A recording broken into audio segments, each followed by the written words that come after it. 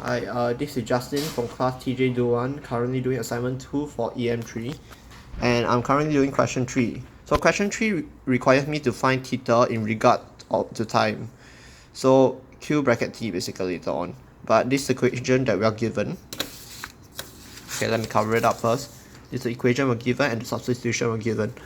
So first off, I'm going to convert this into this because they are the same thing, and I'm going to Laplace transform it.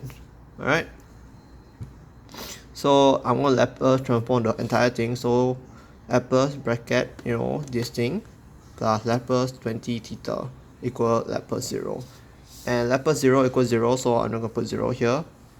And when you Laplace transform, there's a bunch of there's a table for it for different transformation, but for the current transformation we're going to use this. So G bracket T, which the G can be any other letter, it doesn't really matter. So let's move on. As you can see, this gives us all these three values, and this gives us this.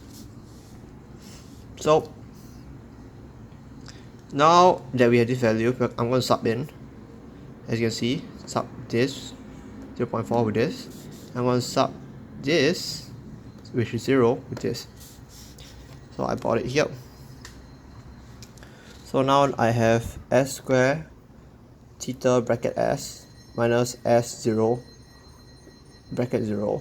But s bracket 0 is still 0, so in the next line we're just gonna ignore it. And minus 0.4 plus 20 theta s. So on the left side, we want to keep anything that has theta bracket s in it, while we bring anything without it to the right side. As you can see, I brought the 0.4 to the right side, so that we can group it together, as you can see here, and bring out the q bracket s. So now I can divide it, as in bring it over, and my qs will equal 0.4 over s squared plus 20. So that now I have this value, I can Laplace transformation it. As you can see, I mean inverse transform.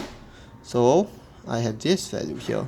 So for this inverse transform, I'm going to use this rule right here, as you can see. Okay. And 20 is basically the original value square.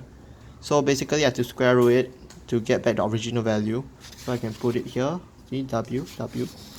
But if I put square root 20 here, what I'm going to do is 0.4, I got to bring it out, since that was the value that was given. So now that we do this, and we transform it already, this is our equation. And if we put it into decimal, we get 0.894 sine 4.470. Yeah, thank you.